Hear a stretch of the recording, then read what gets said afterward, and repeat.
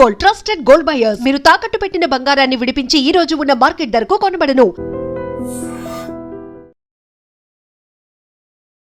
80వ స్వాతంత్ర దినోత్సవం జరుపుకుంటున్న ఈ తరుణంలో మన వీరులందరం తలుచుకుందాం. అందులో ముందుగా సుభాష్ చంద్రబోస్.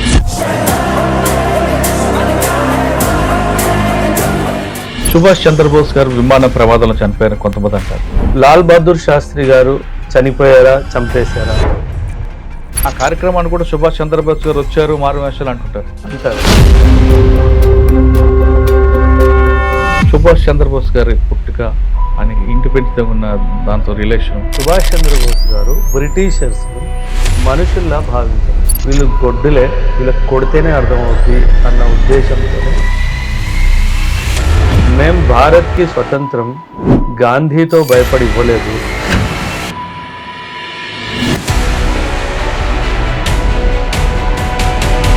మనకు స్వతంత్రము గాంధీ తాత ఇచ్చింది కాదు.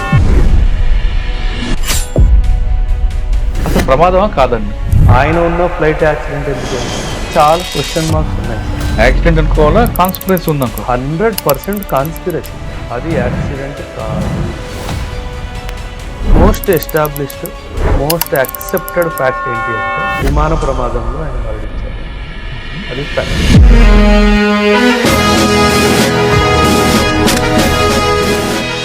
హిట్లర్తో ఆయనకున్న పరిచయం, కలవడం అని వాస్తవం అనేది. నీకు స్వతంత్రం వచ్చిన తర్వాత నా దగ్గరికి వస్తావా అని అడిగితే ఖచ్చితంగా వస్తాను.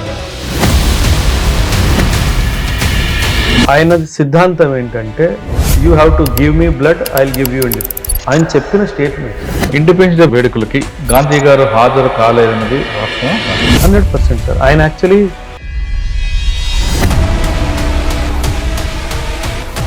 Welcome to I dream. ముందుగా మీ అందరికీ ఇండిపెండెన్స్ డే శుభాకాంక్షలు. 80వ స్వాతంత్ర దినోత్సవం జరుపుకుంటున్న ఈ తరుణంలో అసలు ఒకసారి గతంలో మన వీరులందరం తలుచుకుందాం. అందులో ముందుగా సుభాష్ చంద్రబోస్. ఇప్పటికీ ఆయన పేరు, ఆయన చనిపోలేదు ఉంటుంది. మరి కొంతమంది ఆయన జర్మనీలో ఉన్నారంటారు, మరి కొంతమంది యూపీలో ఆశ్రమంలో ఉన్నారంటారు. అసలు ఏది నిజం, ఏది అబద్ధం? ఆ మహానుభావుడు గురించి మనతో మాట్లాడడానికి మేజర్ ఓబ్రాయ్ గారు ఉన్నారు. ఆయన అడిగి తెలుసుకుందాం. సార్ నమస్తే అండి. నమస్తే సార్. మీకు కూడా 80th ఇండిపెండెన్స్ డే శుభాకాంక్షలు. మనందరికీ శుభాకాంక్షలు. రైట్. సుభాష్ చంద్రబోస్ గారు, ఆయన పేరు వినగానే చాలామంది యువతకి అదొక స్ఫూర్తి. అవి వింటూ ఒకసారి గూస్ బొమ్మ అవుతాయి. ఆయన తలుచుకుంటే ఇంకా రక్తం ఉడికిపోతుంది. ఇన్ని రకాలుగా ఉంటుందండి. అంటే ఇన్ని సంవత్సరాలు జరిగిన తర్వాత కూడా ఆయన మన గుండెల్లో ఉన్నారంటే ఆయన చేసిన కార్యక్రమం అటువంటిది. అవును. ఇప్పుడు 80th డే మనం ఇండిపెండెన్స్ డే దీంట్లో ఒకసారి ఆయన గురించి తెలుసుకుందాం. సుభాష్ చంద్రబోస్ గారు విమాన ప్రమాదంలో చనిపోయారని కొంతమంది అంటారు. కొంతమంది యూపీలో ఆశ్రమంలో ఉన్నారు మారువేషంలో అని కొంతమంది అంటారు.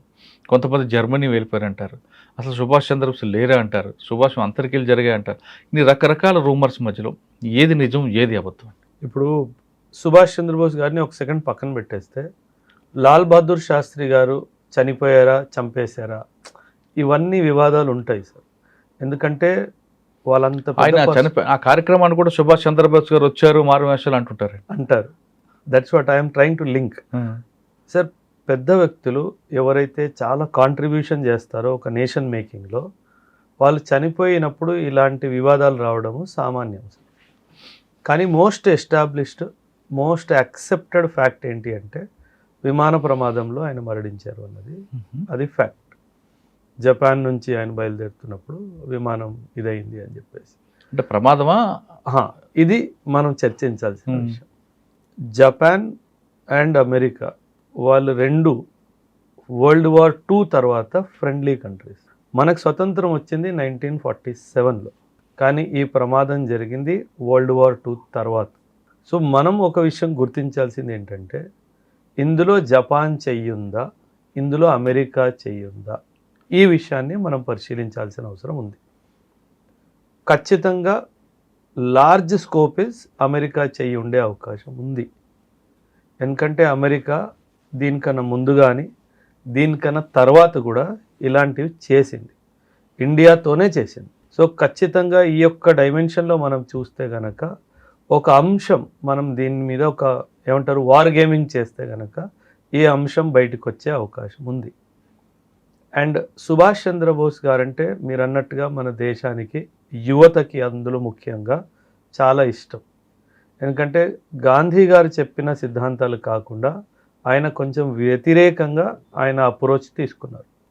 ఆ ఇండియన్ నేషనల్ ఆర్మీ ఫార్మేషన్ కానివ్వండి, హిట్లర్ని వెళ్ళి కలవడం కానివ్వండి, హిట్లర్ని కన్విన్స్ చేసి ఆర్మీ నాకు ఇవ్వు, మీ ఆర్మీని ఆయుధాలని వాడి నా దేశానికి నేను స్వాతంత్రం తెచ్చుకుంటాను అన్న విషయము, జర్మన్ నుంచి జపాన్ వరకు ఆయన చేసిన ప్రయాణము, జపాన్లో ఉండి ఇండియన్ నేషనల్ ఆర్మీని స్థాపించిన ఇండియన్ నేషనల్ ఆర్మీని బ్రిటిష్ ఆర్మీ పైకి తీసుకురావడము, ఇవన్నీ ఆయన చేసిన ఇది sir. British prime minister Clement Atlee sir, అప్పట్లో మనకి స్వతంత్రం వచ్చినప్పుడు British prime minister Clement Atlee ఆయన ఇచ్చిన ఒక official statement, it is a recorded statement. ఈ రికార్డెడ్ స్టేట్మెంట్ ఏమంటుందంటే, మేము భారత్కి స్వతంత్రం గాంధీతో భయపడి ఇవ్వలేదు, సుభాష్ చంద్రబోస్కి భయపడి ఇచ్చాము అని అన్నాడు. అంటే మనకు స్వతంత్రము గాంధీ తాత ఇచ్చింది కాదు, సుభాష్ చంద్రబోస్ ఇచ్చింది అని చాలా స్పష్టంగా తేలిపోయింది సార్. ఎందుకంటే మనం ఒక విషయం గుర్తించాలి, గమనించాల్సిన విషయం కూడా ఉంది సార్. బ్రిటిష్ ఇండియన్ ఆర్మీలో వాళ్ళ స్ట్రెంగ్త్ సార్, ఒక్కసారి మీరు అక్కడ వెళ్ళే ముందు సుభాష్ చంద్రబోస్ గారి పుట్టుక, ఆయనకి ఇండిపెండెంట్గా ఉన్న దాంతో రిలేషన్ బ్రీఫ్గా చెప్పండి. అంటే సార్ ఆయన లైఫ్ అంతా ఎలా నడిచింది అంటే సార్, కొందరు కొన్ని సిద్ధాంతాలని పట్టుకొని నడుస్తారు సార్. గాంధీ గారు నాన్ వైలెన్స్ని పట్టుకొని నడిచారు. ఈయన రెవల్యూషనరీ అప్రోచ్ స్టార్టింగ్ నుంచి ఈయనకుంది సార్. మన దేశ చరిత్ర చూసుకుంటే భగత్ సింగ్ గారిది కూడా revolutionary approach sir. So Bhagat Singh లాంటి ఒక వ్యక్తిత్వం ఈయనది. ఎందుకంటే సార్ మనకు తెలుగులో ఒక సామెత ఉంది సార్, మనిషికో మాట గొడ్డుకో దెబ్బ అని. సో సుభాష్ చంద్రబోస్ గారు బ్రిటిషర్స్ని మనుషుల్లా భావించలేదు. వీళ్ళు గొడ్డులే, వీళ్ళకి కొడితేనే అర్థమవుద్ది అన్న ఉద్దేశంతోనే ఆయన రెవల్యూషనరీ పాత్ అంతా తీసుకోవడం జరిగింది సార్. ఎందుకంటే మనం ఎన్నిసార్లు non cooperation, peaceful agitations, civil disobedience movement ఇవన్నీ చేస్తున్నా సరే మనకి బ్రిటిష్ వాడు దాన్ని గుర్తించలేదు సార్.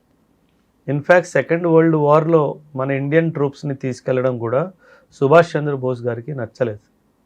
ఎందుకంటే మన సోల్జర్స్ని వాడి బ్రిటిష్ వాడు ప్రపంచ యుద్ధాలు గెలుస్తున్నాడు, మనకేం వస్తుంది దాంతో అనేది. సో ఇవన్నీ డైమెన్షన్స్ మనం తీసుకుంటే early phase in the political career నుంచి ఆయన తీసుకున్న పాత్ ఒక రెవల్యూషనరీ పాతే సార్. ఆయన నాన్ వైలెంట్ అప్రోచ్ ఎప్పుడూ తీసుకోలేదు సార్. ఎందుకంటే ఆయన సిద్ధాంతం ఏంటంటే, you have to give me blood, I will give you independence. ఆయన చెప్పిన statement sir, you give me blood, I will give you independence. అంటే నువ్వు మరణానికి సిద్ధమైన రోజు నీకు ఇండిపెండెన్స్ వస్తుంది అని ఆయన భావించాడు. గాంధీ గారు ఎగ్జాక్ట్లీ ఆపోజిట్. ఆయన నాన్ వైలెంట్ అప్రోచ్ అని, సత్యాగ్రహం అంతే, సత్యాగ్రహం అంతే సార్. కానీ అంటే గాంధీ గారు రోల్ లేదు అని చెప్పడానికి కూడా లేదు సార్. ఎందుకంటే గాంధీ గారు మన ఫ్రీడమ్ స్ట్రగుల్ని ఒక మాస్ మూమెంట్ లాగా కన్వర్ట్ చేయడంలో ఆయన చాలా కాంట్రిబ్యూషన్ అందులో ఉంది సార్. అది కూడా మనం గుర్తించాలి. కాకపోతే దాంతోనే మనకి స్వాతంత్రం రాలేదు. కాకపోతే సుభాష్ చంద్రబోస్ గారు ఇండియన్ నేషనల్ ఆర్మీ స్థాపించిన తర్వాత, ఐ వాజ్ టెలింగ్ యూ కదా, బ్రిటిష్ ఇండియన్ ఆర్మీలో 25 లక్షల మంది సోల్జర్స్ సార్. ఆ 25 లక్షలలో 25,000 మాత్రమే బ్రిటిష్ సోల్జర్స్. అంటే 25,000 మంది 25 లక్షల సోల్జర్స్ని కంట్రోల్ చేశారు, కోట్ల జనాభాని కూడా కంట్రోల్ చేశారు.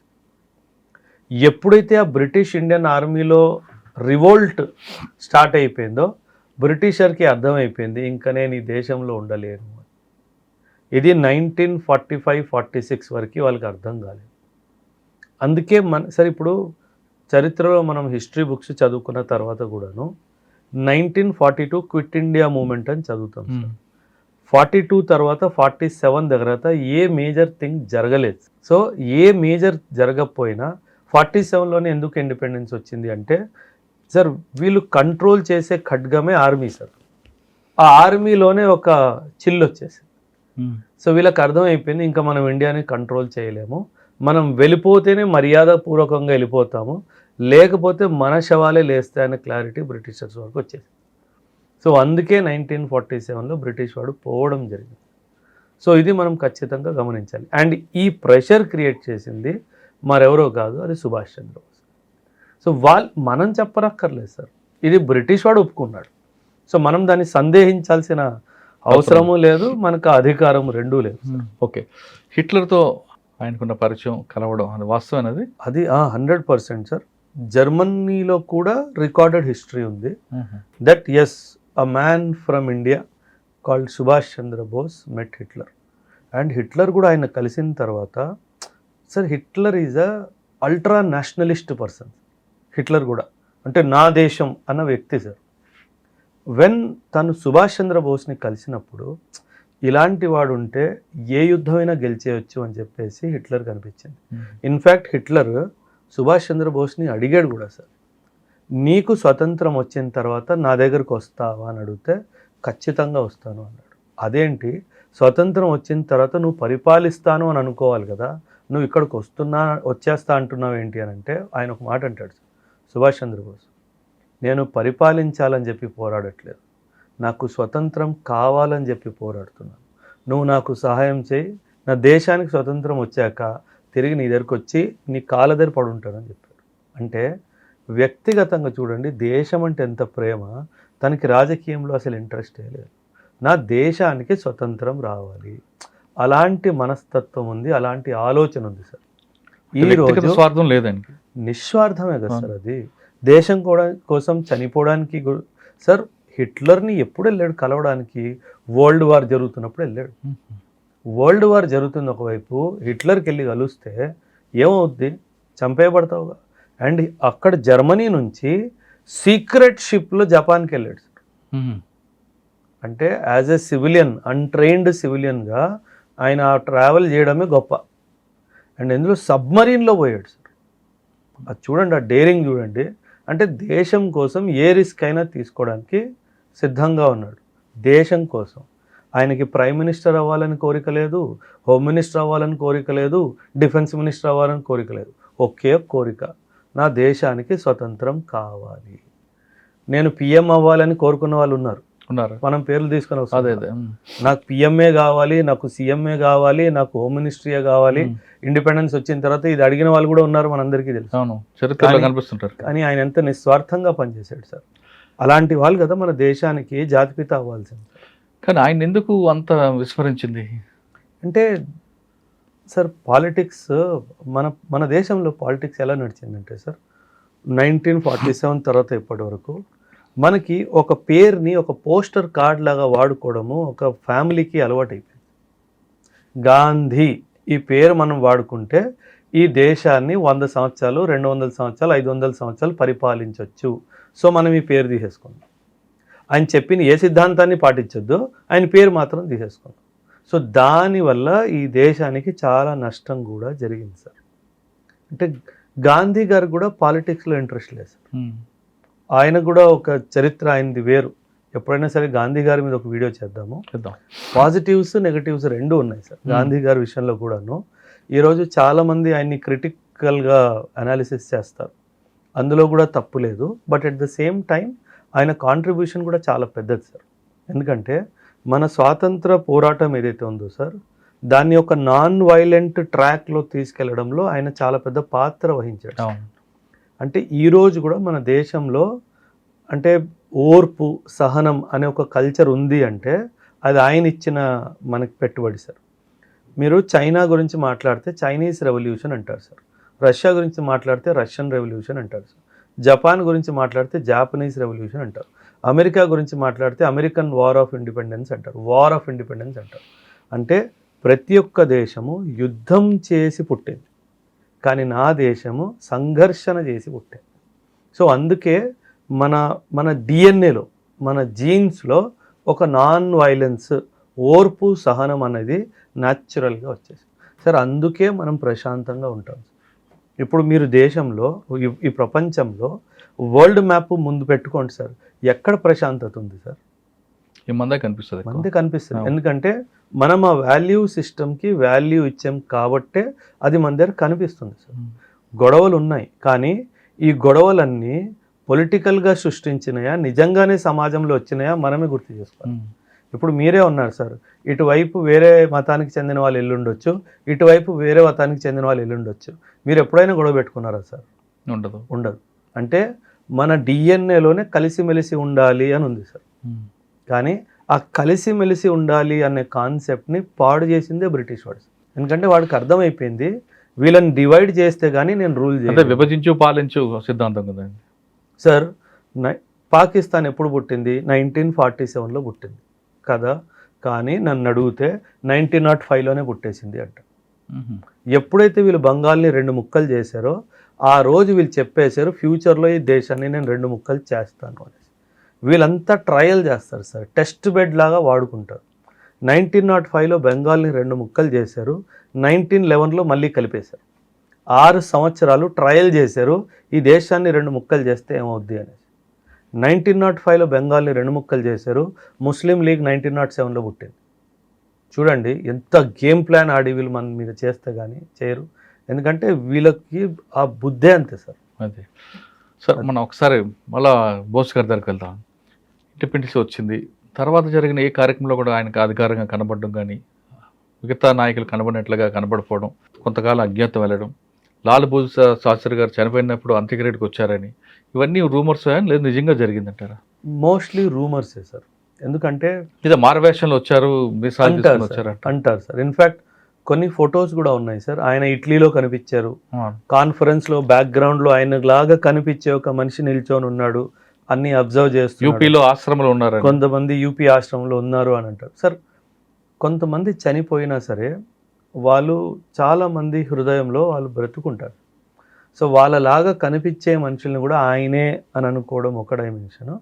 ఆర్ లేదా ప్రభుత్వం ద్వారా కూడాను ఆయన్ని మర్చిపోవద్దు అనే ఉద్దేశంతో ఒక్కొక్కసారి వ్యక్తుల్ని చనిపోవడం అనేది వార్త జీర్ణించుకోలేక ఆ విధంగా అయి ఉండొచ్చు సార్, అయి ఉండొచ్చు. అసలు ప్రమాదమా కాదండి?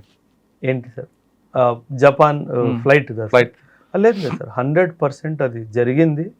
అండ్ అదే సార్ మళ్ళీ you have to go back to recorded history sir. మనం గాల్లో మాట్లాడడానికి లేదు సార్. అవును, ఏదైతే మన ప్రభుత్వం హిస్టరీ బుక్స్లో రికార్డ్ చేసిందో ఆయన ఇలా మరణించారు, we have to accept that fact. కానీ ఏముందండి దాని వెనక కారణం ఏంటి? Flight accident. సో ఆయన ఉన్న ఫ్లైట్ యాక్సిడెంట్ ఎందుకయింది, ఆ టైంలోనే ఫ్లైట్ యాక్సిడెంట్ ఎందుకయింది, ఇండియాలో ఆల్రెడీ ప్రభుత్వంలో ఉన్న వాళ్ళు ఏమైనా చేయించారా, వామ్మో వీడు బ్రతుకున్నంత వరకు మనకి ప్రాబ్లమే ఉంటుంది అని. సో చాలా క్వశ్చన్ మార్క్స్ ఉన్నాయి సార్. అంటే యాక్సిడెంట్ అనుకోవాలా, కాన్స్పిరసీ ఉందనుకో? 100% కాన్స్పిరసీ సార్.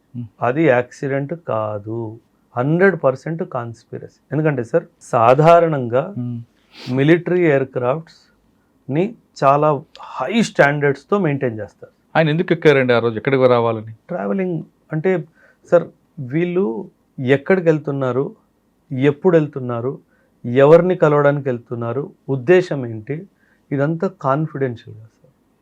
అంటే because he is not a prime minister of a nation that I'm going to visit Australia అలా లేదు కదా సార్. అప్పుడు పరిస్థితులు అలా లేవు కాబట్టి డాక్యుమెంటెడ్ హిస్టరీ ఏమి చెప్పదు దాని గురించి, because it is highly confidential. ఇప్పుడు ప్రశ్న ఏమొస్తుంది, నువ్వు జపాన్ విమానంలో ఏం చేస్తున్నావు అని వస్తుంది. ఇక్కడ బ్రిటిష్ వాళ్ళు ఆయన ఏం డిక్లేర్ చేశారు, అరే బాబు మాకు ఈయన ఇండియాలో ప్రాబ్లం క్రియేట్ చేస్తున్నాడు, ఇండియా నుంచి తప్పించుకుంటూ తిరుగుతున్నాడు అని అంటారు. సో ఆ బ్యాక్గ్రౌండ్లో ఆయన ఇండియా నుంచి తప్పించుకుంటూ తిరుగుతున్నాడు అన్నప్పుడు ఆయన అన్నీ ఏమన్నా ప్రెస్ రిపోర్ట్ ఇస్తాడా నేను ఇక్కడి నుంచి ఇక్కడికి వెళ్తున్నాను? సో అది ఇవ్వడం జరగదు. సో అది ఆయన ఎక్కడికి వెళ్తున్నాడు, ఏం వెళ్తున్నాడు, అదంతా హైలీ కాన్ఫిడెన్షియల్. ఓకే, మన టాపిక్లో గాంధీ గారి గురించి మాట్లాడారు.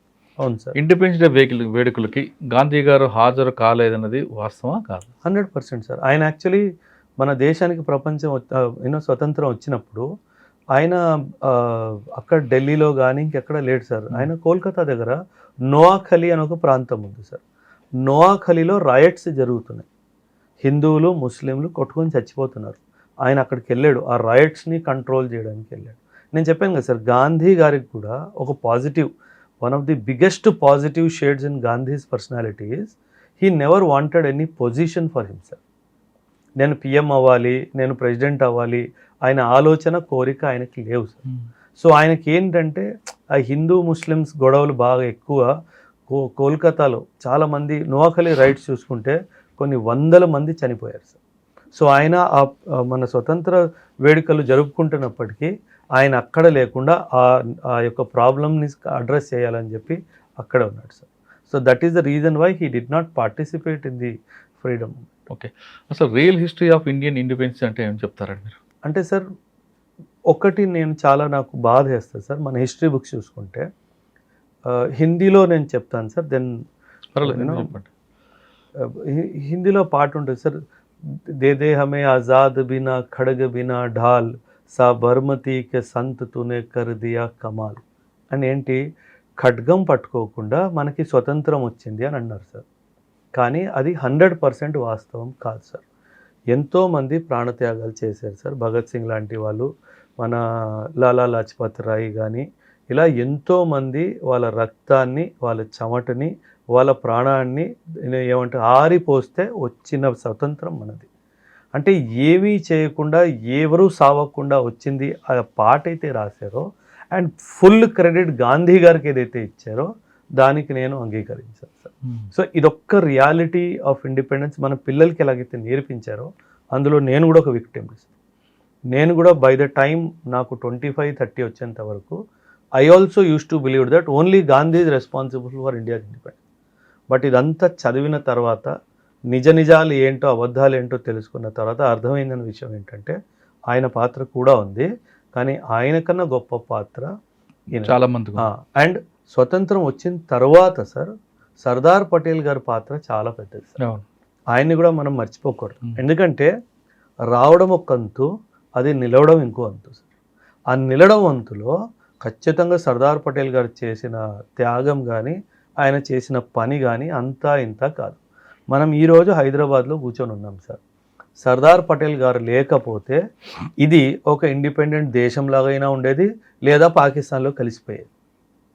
ఆయన లేకపోతే అంటే మన ఇండియా ఐడియా ఉంది కదా సార్, మ్యాప్ ఇండియా అనగానే ఒక మ్యాప్ మీ కళ్ళల్లో వస్తుంది కదా సార్. ఆ మ్యాప్ మీ కళ్ళల్లో రావడానికి కారణమే Sardar Patel. So the idea of India in 20th and 21st century is the giving of Sardar Patel to India. And in fact ఆ కశ్మీర్ విషయంలో కూడా ఆ నెహ్రూ కలవ చేసుకోకపోతే ఈరోజు కశ్మీర్ గొడవే ఉండేది కదా సార్. అనవసరంగా ఆయన అందులో ఏలు పెట్టాడు, సర్వనాశనం చేశాడు. సర్దార్ పటేల్కి వదిలేసి ఉంటే మాత్రం ఖచ్చితంగా వేరేలాగా జరిగేది సార్. అసలు ఈ అండ్ పాకిస్తాన్ ఆ ధైర్యం కూడా చేశారు కాదు సార్. సుభాష్ చంద్రబోస్ గారి నుంచి ఇప్పుడున్న యువత ఏం నేర్చుకోవాలి? Sacrifice sir. దేశం కోసము ఏదైనా సంసిద్ధంగా ఉండాలి సార్.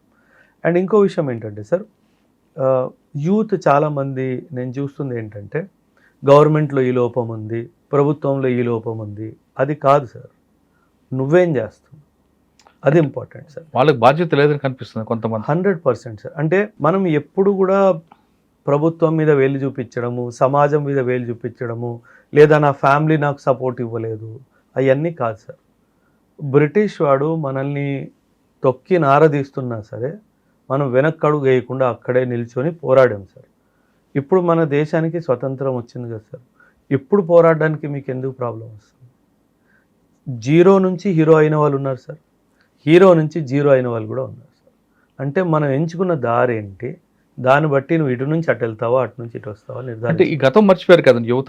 ఇప్పుడున్న దీని మీద 100% సార్. దాంట్లోనే ఎక్కువగా ఎక్స్రే పెట్టడం, చూడడం ఇదే అనుకుంటున్నారు తప్ప అసలు ఈ స్టేజ్ మనం ఉన్న కారకులు ఎవరు అనేది మర్చిపోయారు సార్. ఇప్పుడు వచ్చిన బ్లడ్ జనరేషన్ అంతా కూడా ఎలా ఉన్నారంటే ఇప్పుడున్న సమస్యలు ఏంటి వాటిని ఎత్తుపు చూపిద్దాం, వాటి మీద ఫైట్ చేద్దాం ఉన్నారు తప్ప అసలు ఈ స్టేజ్కి మనం తీసుకొచ్చిన వాళ్ళ గురించి అంటే మన అమ్మా నాన్న కూడా మర్చిపోయిన పరిస్థితికి వస్తుంది. అవును సార్. అంటే కొంచెం వెస్ట్రన్ కల్చర్ ఇన్ఫ్లుయెన్స్ ఒక డైమెన్షన్ ఉంది సార్.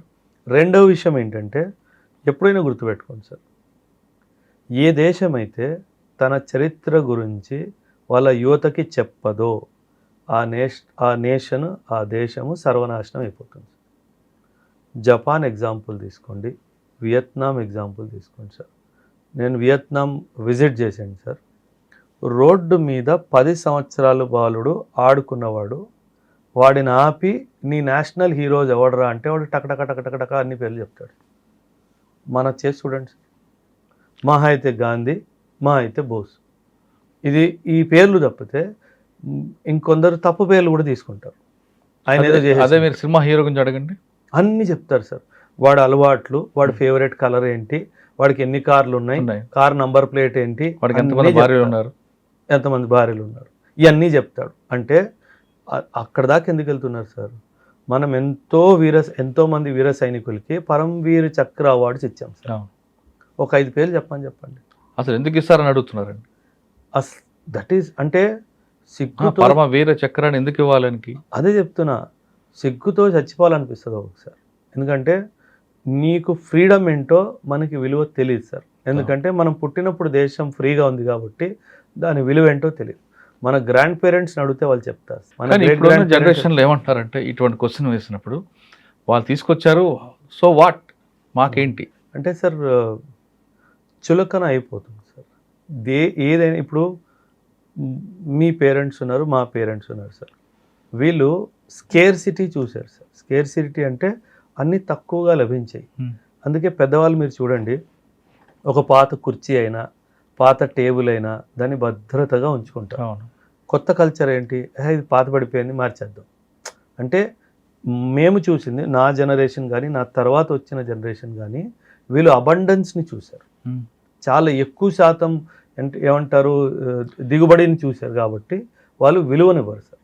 అదే పెద్దవాళ్ళని చూసుకుంటే అప్పట్లో చాలా స్కేర్సిటీ ఉండేది కాబట్టి వాళ్ళు ప్రతిదీ జాగ్రత్త, బట్టలతో సహా సామాన్లతో సహా. అటువంటి ఉన్న భావన ఉన్న వాళ్ళకి మీరు ఈ క్వశ్చన్ వేస్తే వాళ్ళకి దొరకలేదు కాబట్టి వాళ్ళు చేయలేదు, నాకు అన్నీ దొరుకుతున్నాయి కాబట్టి నేను ఇలాగే ఉంటా అని అంటున్నారు సార్. ఇప్పుడు ఏమంటారంటే సార్, ఒక స్టేట్మెంట్ ఉంటుంది సార్, పర్యావరణ సంరక్షణ గురించి మనం మాట్లాడితే మనము ఈ పర్యావరణ మనకి హెరిడిటరీగా రాలేదు, అంటే మనకి రాజరికంగా రాలేదు, మనము ఫ్యూచర్ జనరేషన్ నుంచి అప్పు తీసుకున్నది అంటారు.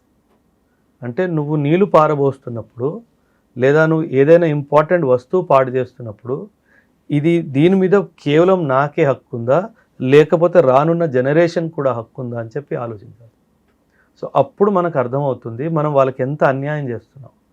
మన విషయంలో కూడా మన గ్రాండ్ పేరెంట్స్ ఇలాగే చేసి ఉంటే ఈ పాటికి నీరు గాలి ఏది ఉండేది కాదు. అవును, వాళ్ళు చాలా భద్రతగా దాన్ని వాడుకున్నారు కాబట్టి మనం ఈరోజు అంతా ఎంజాయ్ చేస్తున్నాం. కరెక్ట్. మీరు ఇప్పుడు నీళ్ళు లేవు, గాలి మంచిగా లేదు అంటే దానికి కారణం మనమే కదా సార్. అండ్ ఇప్పుడే లేవు బాలేదు అంటున్నావు, ఒక 5 తరాలు పోయిన తర్వాత ఇంకేంటి సార్ పరిస్థితి? సో రియల్ ఇండిపెండెన్స్ అంటే మనకి రాజకీయంగా వచ్చిన స్వతంత్రమే కాదు sir. Social equality, social independence, economic equality, economic independence, ఇదంతా వీటితో పాటు సోషల్ రెస్పాన్సిబిలిటీ కూడా ఉండాలి కదా. ఉండాలి కదా సార్, 100% ఉండాలి. సోషల్ రెస్పాన్సిబిలిటీ లేని మనిషే కాదు కదా సార్. మనిషికి జంతువుకి తేడా అదే కదా సార్. ఇన్ఫ్యాక్ట్ జంతువు కూడా సోషల్ రెస్పాన్సిబిలిటీ ఉంటుంది సార్.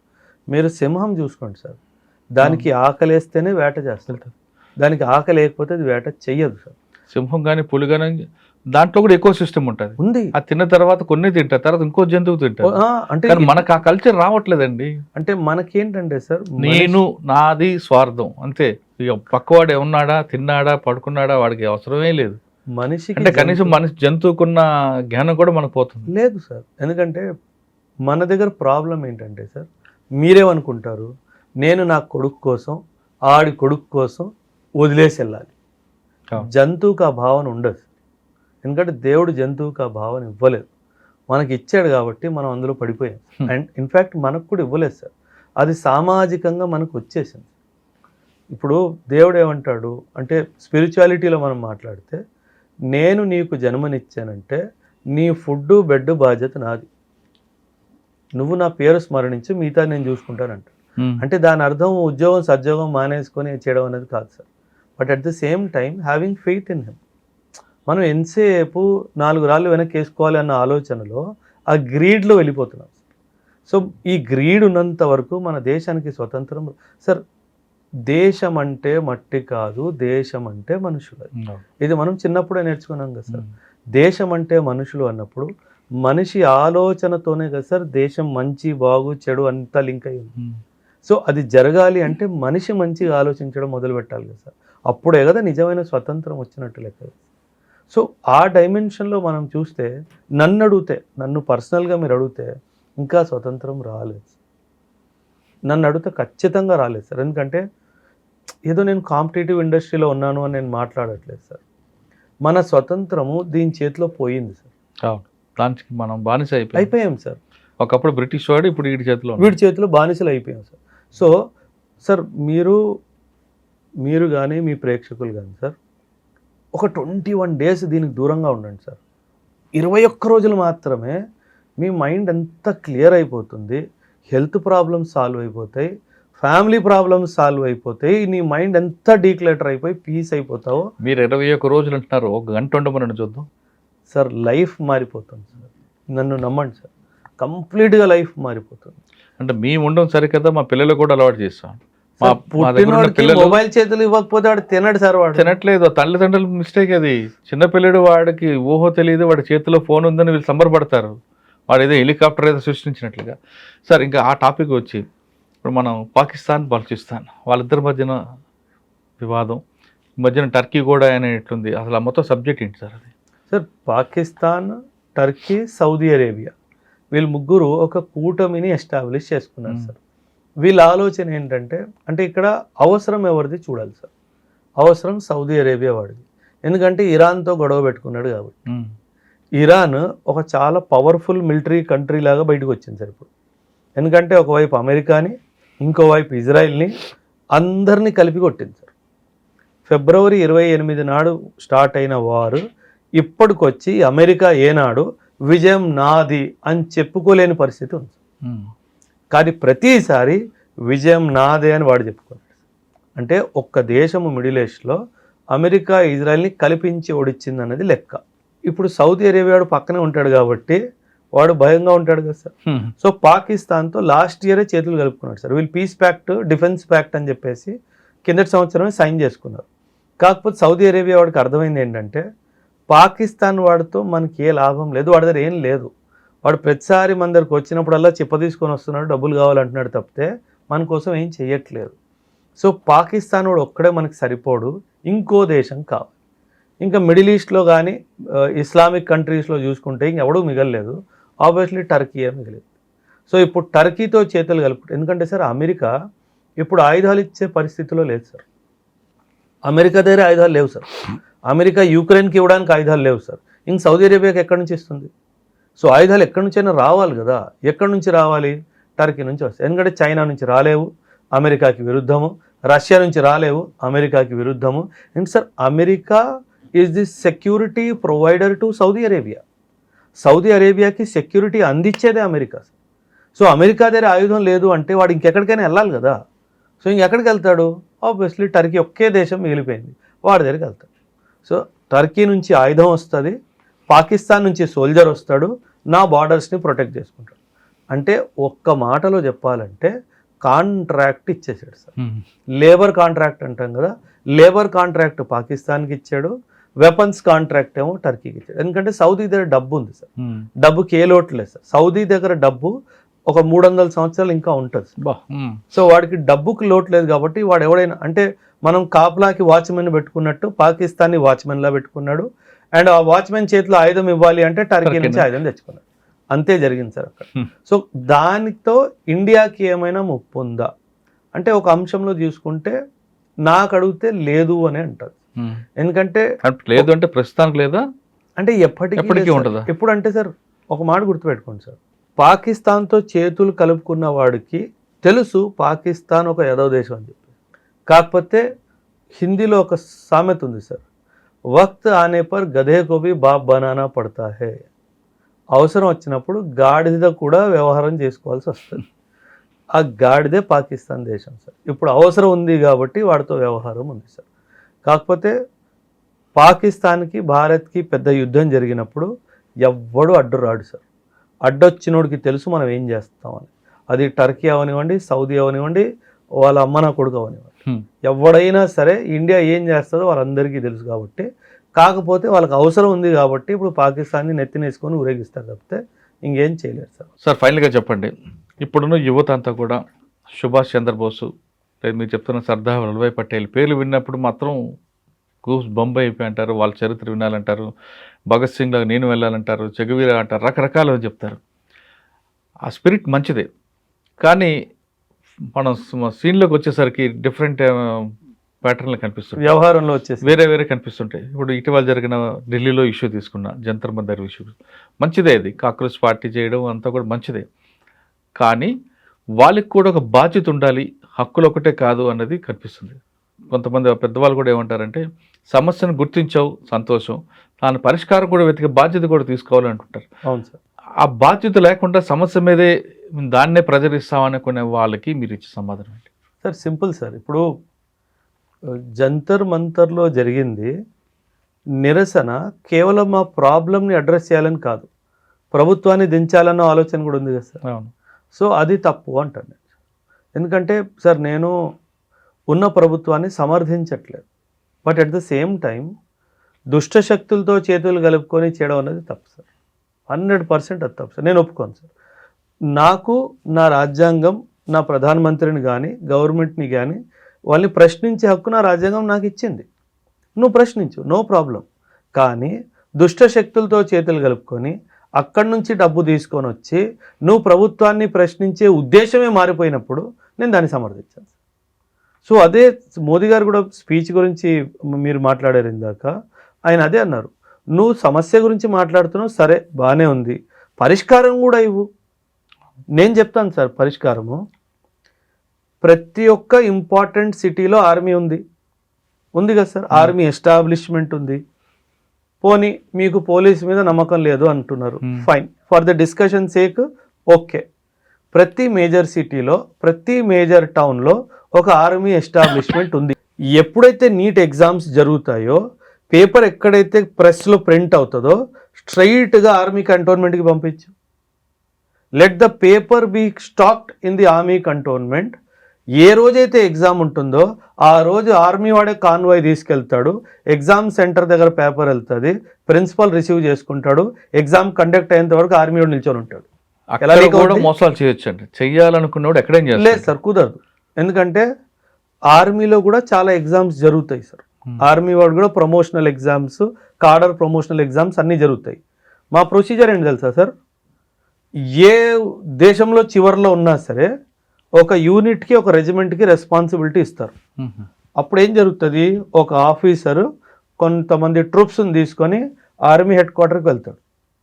అక్కడి నుంచి క్వశ్చన్ పేపర్ రిసీవ్ చేసుకుంటాడు, లాక్ చేస్తాడు, వాడి జేబులో తాళం ఉంటుంది. రెజిమెంట్కి వెళ్ళేంత వరకు బాక్స్ ఓపెన్ అవ్వదు. రెజిమెంట్లోకి వెళ్ళిన తర్వాత క్వార్టర్ గార్డ్ అనే ఒక ప్లేస్ ఉంటుంది, చాలా సేఫ్ ప్లేస్, అందులో ఆ బాక్స్ ఉంటుంది. ఎగ్జామ్ రోజు వరకు బాక్స్ని ఎవరు టచ్ చేయడు. ప్రింట్ అయిన కార్డు నుంచి ఎగ్జామ్ రోజు వరకు ఆ బాక్స్ ఓపెనే కాదు. పేపర్ ఎట్ట లీక్ అవుతుంది? You give this responsibility to the army. Paper leak అయితే నన్ను పట్టుకోవచ్చు. కానీ ఇక్కడ ప్రశ్న ఏంటంటే, ప్రతి దానికి ఆర్మీని పిలుచుకొని వస్తే మరి సివిల్ అడ్మినిస్ట్రేషన్ చేతగాంతనమే కదా సార్. అవును. అంటే అసలు సివిల్ అడ్మినిస్ట్రేషన్ మీద నమ్మకం లేకుండా పోవడానికి కారణం ఎవరు? సివిల్ అడ్మినిస్ట్రేషనే. సో చైన్, ఈ ప్రాసెస్ చైన్లో సార్ సింపుల్ సార్, ఒకే ఒక్క రూల్ తీసుకురండి. పేపర్ లీక్లో నీ చెయ్యిందని తెలిస్తే ఉరి శిక్ష. ఈ రూల్ తీసుకురా, అప్పుడు చూద్దాం ఎన్ని పేపర్ లీక్ అవుతాయో. అంటే వాళ్ళు చెప్పడం ఏంటంటే, గతంలో రైల్వే యాక్సిడెంట్ జరిగినప్పుడు లాల్ బహదూర్ శాస్త్రి అంటే వాళ్ళు రిజైన్ చేశారు బాధ్యత వహించి. ఇప్పుడు మన దేశంలో ఇటువంటి నీట్ పేపర్లో జరిగినప్పుడు ముందు మంత్రి బాధ్యత వహిస్తే ఖచ్చితంగా కింద వాళ్ళు కూడా సెట్ అయిపోతారనేది వాళ్ళు పోలుస్తున్నారు. ఎందుకంటే సార్ మన పబ్లిక్ అడ్మినిస్ట్రేషన్ అంతా అకౌంటబిలిటీ మీదనే బేసిస్ చేస్తుంది. కానీ దీనికి ఇంకో దృష్టికోణం ఉంది సార్. ధర్మేంద్ర ప్రధాన్ సార్, ఎంతోమంది ఎడ్యుకేషన్ మినిస్టర్లు వచ్చారు కదా సార్ మన దేశంలో. ధర్మేంద్ర ప్రధాన్ గారే ఒక చట్టం తీసుకొచ్చారు సార్ లాస్ట్ టైం. నీ వల్ల, ఒక ఇండివిజువల్ వల్ల కానివ్వండి, ఒక సంస్థ వల్ల పేపర్ లీక్ అయిందంటే ఆ ఎగ్జామ్ కండక్ట్ చేయడానికి వచ్చిన ఖర్చంతా ఆ ఇండివిజువల్ కానీ సంస్థ కానీ భరిస్తాడు. దాంతోపాటు పెనాల్టీ ఇన్ని కోట్లు ఉంటుంది, దాంతోపాటు జైలు శిక్ష కూడా ఉంటుంది. ఈ చట్టం ఎవడని తీసుకొచ్చాడా సార్? అంటే నీకు మంచి చట్టం తీసుకొచ్చేవాడిని దింపేలా దాకా నువ్వు ఆగలేదు. అంటే సింపుల్ సార్ మ్యాటర్, నీకు మంచి చట్టాలు వద్దు, ఎదవ పని రేపు నేను కూడా చేస్తాను, సో నేను జైలుకి వెళ్ళిపోతే ఎట్లా, నాకు ఉరిశిక్ష పడిపోతే ఎట్లా, అందుకని చెప్పేసి నిరసన జరిగింది. ఈ నిరసన జరగడానికి కేవలం కారణం ధర్మేంద్ర ప్రధాన్ గారిని దింపడం ఒక్కటే కాదు సార్. దీనికి సంబంధించి స్ట్రిక్ట్ లాస్ రావద్దు, ఎందుకంటే ఫ్యూచర్లో మేము చేస్తాము. ఇది గతంలో కూడా జరిగింది సార్. సార్ కొన్ని ఇప్పుడున్న ప్రభుత్వం కానీ కొన్ని రాష్ట్ర ప్రభుత్వాలు కూడా కొన్ని నిర్ణయాలు తీసుకున్నప్పుడు కొంచెం కఠినంగా ఉంటాయి, కొన్ని విషయాల్లో ప్రజల నుంచి ఆగ్రహం వేస్తున్నట్టు కొన్ని ఫ్లెక్సిబిలిటీ ఉంటాయి, పరిస్థితి ప్రభావం బట్టి మారుతుంటాయి. అవును సార్. అల్టిమేట్గా వాళ్ళ ఆబ్జెక్టివ్ అంతా కూడా ప్రజలకు మంచి చేయాలనే ఇంట్రెస్ట్ ఉంటుంది. కానీ కొంతమంది వ్యక్తులు ఏదో ఒక దీంట్లో విజయం సాధించామని ఒక ప్రెజర్ తీసుకొస్తాం, ప్రెజర్లో ఆ ప్రభుత్వాలను దించేస్తామంటే అది ఎంతవరకు సంబంధించి? అది తప్పు సార్. లాఫుల్గా సార్ ఉన్న ప్రభుత్వము సెంటర్లో లాఫుల్గా గెలిచి గవర్నమెంట్ని ఫామ్ చేసింది. అవును. దాన్ని ఇలా అన్లాఫుల్గా దించేస్తామంటే అలా? శ్రీలంకలో అదే జరిగింది, బంగ్లాదేశ్లో అదే జరిగింది, నేపాల్లో కూడా అదే జరిగింది సార్. జెన్జీ రెవల్యూషన్ చేసి ప్రభుత్వాల్ని దింపారు. అది మన దగ్గర కూడా ప్రయత్నం చేశారు సార్. సార్ దింపి వాళ్ళు ఏం సాధించారు? అదే నేను చెప్తుంది సార్. శ్రీలంక ఈరోజు ఎక్కడుంది, బంగ్లాదేశ్ ఎక్కడుంది, నేపాల్ ఎక్కడున్నాడు? నేపాల్ మొత్తాన్ని కంట్రోల్ చేస్తుంది ఈరోజు చైనా, ఈరోజు అమెరికా. బంగ్లాదేశ్ మొత్తం కంట్రోల్ చేస్తుంది చైనా అండ్ అమెరికా. వాడికి కావాల్సింది కూడా నా దేశం కూడా చైనా అండ్ అమెరికా లాంటి దేశాలు కంట్రోల్ చేయాలి. ఎందుకు చేయాలి సార్? మీరు చెప్పండి ఒక మాట. అవును. సో దట్ ఈజ్ వేర్ అసలు నిజాలు ఏంటో బయటపడతాయి. ఉద్దేశము దేశానికి బాగు చేయాలి, పిల్లలకి బాగు చేయాలి అనేది కానే కాదు. ఎలాగో మేము ఈ ప్రభుత్వాన్ని ఓడించలేకపోతున్నాం ఎలక్షన్స్లో, ఇలా దించేస్తాం అంటే మన దేశంలో పొలిటికల్ ఇన్సెక్యూరిటీ తీసుకురావాలి అన్న ఉద్దేశమే తప్పితే దేశాన్ని బాగు చేయాలి అన్న ఉద్దేశం అయితే ఆ యొక్క నిరసనలో నాకైతే కనిపించలేదు. అండ్ పిల్లలు కూడా సార్ నిరసన చేయడం ప్రతి ఒక్క పౌరుడి హక్కు, అది రాజ్యాంగం మనకి ఇచ్చింది. కానీ అది చేసే విధానం ఉంది. మీరు కాక్రోచ్ జనతా పార్టీ అని చెప్పి ఒక పార్టీ గురించి మాట్లాడారు సార్. ఆ పార్టీ సదస్యులు ఎవరు, వాళ్ళ బ్యాక్గ్రౌండ్ చెక్ చేసుకోండి సార్. అంతా యాంటీ నేషనల్ ఎలిమెంట్స్తో డైరెక్ట్ లింక్స్ ఉన్నాయి వాళ్ళకి. అలాంటి వాడికి సమర్థన ఇచ్చే ముందు నీ బుద్ధి ఏమైంది? అరే వీడు మైక్ పట్టుకొని మాట్లాడుతున్నాడు, వీడి గతం ఏంటి, వీడి చరిత్ర ఏంటి, నువ్వు కనుక్కోవాలి కదా సమర్థన ఇచ్చే ముందు. సో అదెందుకు నీకు అర్థం కావట్లేదు? డైరెక్ట్గా టెర్రరిస్టులతో డైరెక్ట్ కనెక్షన్లు ఉన్నాయి సార్. అందరికీ కొంతమందికి ఉన్నట్లే. ఆ కొంతమంది ఉన్నా సరే సార్, ఆ కొంతమంది ఉన్న వాళ్ళు స్టేజ్ మీద ఎందుకు ఉన్నారు? ఆ రోజు జంతర్ మందర్ జరిగిన అల్లర్లో కూడా ఢిల్లీలో ఉన్న రౌడీ షీటర్లు 2000 మంది ఉన్నారు. అదే నేను చెప్తుంది కదా సార్, పిల్లలు స్టూడెంట్స్ వేషంలో అక్కడ ఎవరు వచ్చారు, అదే కదా ఇంపార్టెంట్ ఫ్యాక్టర్ సార్. ఆ సార్ అక్కడ జరిగింది లాఠీ చార్జ్ గట్టిగా జరిగింది, పిల్లలు గాయాలు పడ్డాయి, చాలా మంది చాలా తీవ్ర గాయాలు పడ్డాయి. దాన్ని నేను సమర్థించట్లేదు sir. But at the same time పరిస్థితి అక్కడ దాకా ఎందుకు వెళ్ళింది అన్నది ప్రశ్న.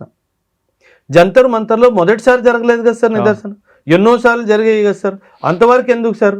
మన రామ్దేవ్ బాబా జైలా జంతర్ మంతర్లో పోలీసులు ఆయన కూడా ఎత్తుపోలా, అన్నా హజారే చేశారు, అన్నా హజారే గారు చేయలేదా? ఇది మొదటిసారి జరగలేదు సార్. కాకపోతే దీనికి ఒక వేరే యాంగిల్ చూపించి ప్రభుత్వాన్ని పగలగొట్టాలి. ఎందుకు పగలగొట్టాలి సార్? అంటే ఒక పేపర్ లీక్ అయితే ప్రభుత్వం పడిపోవాలా సార్? 100% నేను పేపర్ లీక్ని సపోర్ట్ చేయట్లా. బట్ దానికి పరిష్కారం ఏంటి? దానికి పరిష్కారం ప్రభుత్వాన్ని దించేయడమా సార్? ఎన్ని కోట్లు పెడితే ఒక ప్రభుత్వం ఫామ్ అవుతుంది సార్? కరెక్ట్. ఇంట్లో నాన్న కూడా తప్పు చేస్తారు.